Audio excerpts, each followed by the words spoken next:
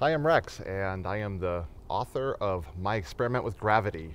The book is very nearly finished, and I'm about crawling out of my skin with excitement over this. I cannot believe it's finally coming to fruition. This book started like 10 years ago. Originally, it was just a vision and a thought, and even just a writing of a smattering of pages is all it was. And then in 2011, I had a near-death experience which just changed everything in my life. It was the beginning of a whole new growth process. And out of that growth process came this book, My Experiment with Gravity, which was inspired by my near-death experience. But the book is really about dreams. It's about opening up your mind to the possibilities, not only of existence itself, but the possibilities that exist in your own life. The possibilities that exist within you in terms of tapping into your true potential, assuming you're not already doing that. You know, it's a book that reaches out to touch people to find ways to seek peace in their own lives. As we find peace in our own lives, then those are steps towards finding peace in the world as a whole. And all of this are goals of the book, My Experiment with Gravity. Over the past 3.5 or so years, I've been doing presentations for a number of spiritual groups around Colorado. It's given me the opportunity to really fine-tune myself as a public speaker and a presenter. And I've also managed to learn PowerPoint because I've never been a real tech-savvy person before, but I've made a point to become one, or I should say become more so. Anyways, my talks now include PowerPoint. I put a lot of thought, time, and energy into these PowerPoint presentations to add a whole nother sensory experience to give people another platform upon which to ponder these deeper thoughts that I explore in these talks.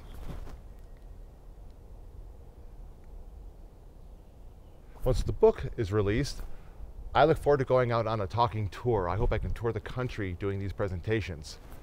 I actually have about 6 presentations created. However, when presenting to new groups, I'll be presenting my first talk, which coincides with the book, of course. So I look forward to getting out and doing as many presentations as possible, doing book signing tours, book signing events, and just making the book as available as possible to as many people as possible. I believe this book can appeal to a very large audience overall. I think initially, I can see the spiritual community embracing this book, and I can see a lot of people that are even seeking, say, self-help, ideas about finding their own peace in life, finding their direction, finding their way. From there, I can see it morphing out into something bigger because the book is very personal. This is basically my life story I'm telling. If I'm going to explain the profound nature of this transformation and this new path that I'm on, I have to tell my story. So I do. And basically I put my heart on my sleeve when I do it. I feel like I need to do my best to just be an open book here. It's the best way to offer ideas and thoughts and insights. And the best way for me to do it is to do it based on my own experience. And the thought here is, as I tell my story, my thoughts on getting through my healing processes, letting go my difficulties from my past, hopefully something from my story can help something in your story. What I offer is food for thought. I'm not here to give advice. Just offer ideas. Say, hey, this is what helped me. And as a result of this crazy near-death experience that I went through, here's some ideas to think about. Just food for thought. Maybe something to think about that's maybe outside of the box, so to speak, of your norm. But I think that's what we're here for each other. Because for as much as I want to share all of these thoughts, I look forward to taking in and learning as much as possible as well. And I have been. It's just really been the most amazing part of this. Even doing my presentations, being the person who's basically the teacher, I must say I learn probably as much teaching as I do when I'm learning. I love what I do, and I love this path, and this is definitely what I'm going to be doing for the rest of my life. But it doesn't stop there. I really want to turn this into something that's profitable. I mean, we live in a capitalized world. It takes money to put a roof over your head, have a car, food, and it takes money to fund projects. So yes, if I'm going to do this for the rest of my life, and this is going to be full-time, then I want to find revenue streams. So yes, the book, the talks, but over the past few years, I've been collecting these series of sayings. They're pretty catchy little sayings, and I want to put them on t-shirts, duffel bags, packs, bumper stickers. And I have a feeling a few of them could really go to the viral level, especially as I'm marketing the book, marketing the talks. I want to put this all on a website as well. Over the last couple of years, I've been a member of the Denver Open Media. If you're not familiar with it, it's basically public access television, but I have to say it's pretty high-tech public access television.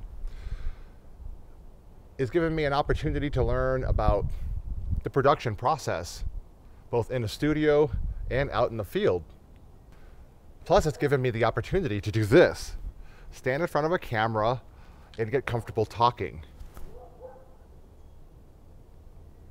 Now, a show that I've been working on that I'm really excited about is called The New Revolution.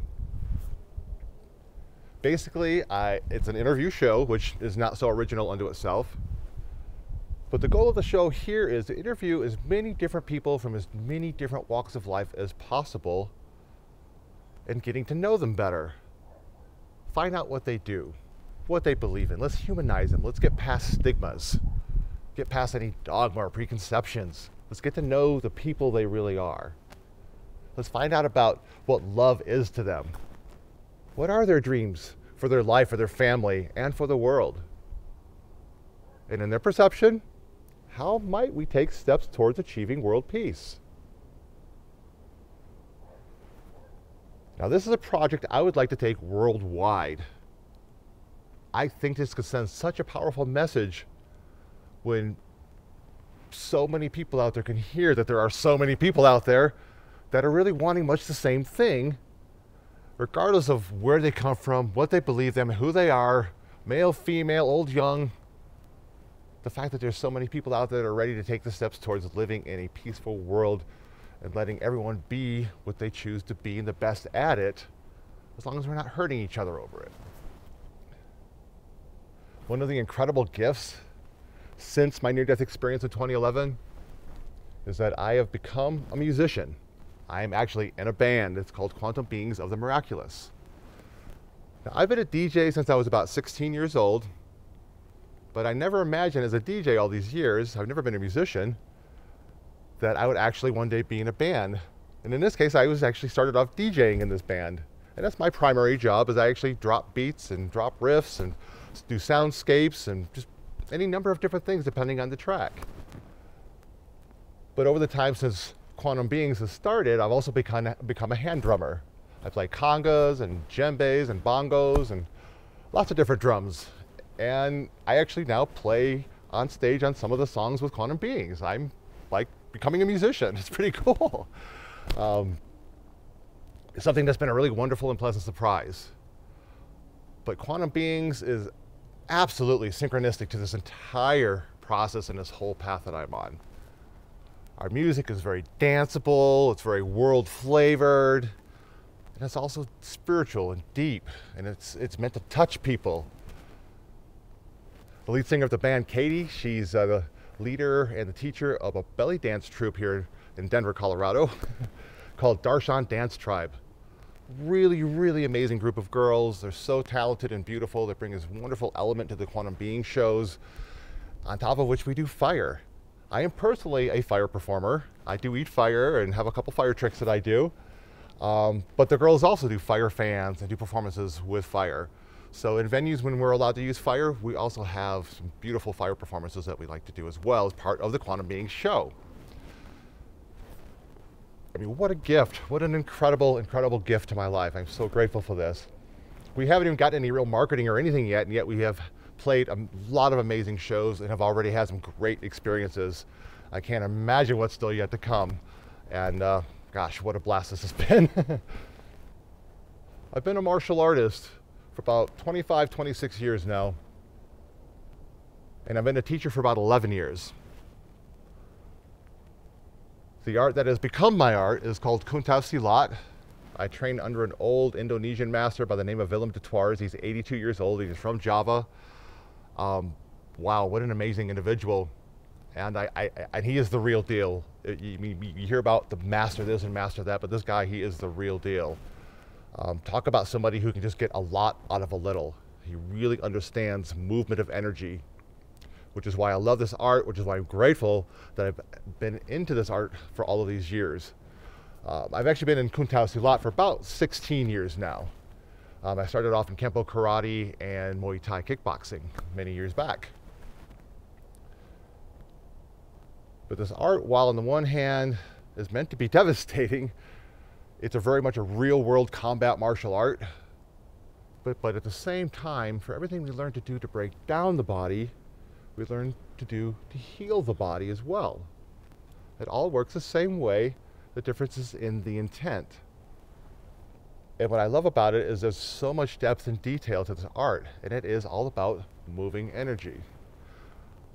So it too is completely integrated and absolutely foundational for this path, because I'm not just a hobbyist as a martial artist. This is part of who and what I am. It's part of the very fabric of my being. I've been doing it for so long, and it literally is just integrated in every part of my day, including my near-death experience. It was huge in my recovery. It was huge in me being able to heal to the level that I've healed at. All my doctors have said that I've gone way past any expectations they've had of my healing. Just real quick, so I don't leave this video without giving at least a little bit of insight. I do have videos that I've made about this where I go into a lot more detail. Just real quick, I fell 26 feet out of a tree. Again, just watch the video. I didn't hit any branches on the way down, and I landed headfirst on a concrete bike path. I was in a coma for 5 days with massive bleeding on the brain. Broke 20 bones. I had massive internal bleeding. I had to be resuscitated multiple times because I would go into respiratory arrest. I mean, it was a pretty rough ride, especially the first few days that I was in the hospital. As one of my doctors put it, they thought there's a number of times he thought they were going to lose me. So it was a pretty rough ride there. But I spent a little over a month in the hospital and had close to 2 years of surgeries and therapies, put everything pretty much back together. And I'm blessed to be alive, and I'm blessed to be even as healthy as I am. Make no mistake, you can't go through all of that and not have some issues, and believe me, I do. I kind of joke that I'm a little bit of a high maintenance, you know what, from time to time. But nonetheless, my life has never been so amazing. I've never felt like I've had so much love in my life, so many beautiful friends and family, so many opportunities, so many things that are just manifesting, so many doors that are opening up. And I know that this is just the beginning. But thank you so much for taking the time. I hope that you get involved.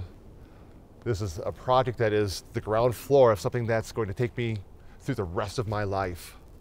This is my work. This is what I am. This is what I do. And I hope in the process that somehow, some way, I can help do my part in finding the seeds of change in the world. Do my part in touching you, hopefully touching everybody somehow, to maybe be a better person. Or just simply put, live the life of your dreams. Really find out what's important to you. What does all of this mean to you? And when it's time to go, how do you want to leave this world? How do you want to be remembered? I mean, some people don't think it's important, but personally I do. I mean, we're all in this together. We affect each other. There's just no way around that. I mean, I could go on forever, so thank you for listening. I love you, and hopefully I'll be seeing you around soon. Peace.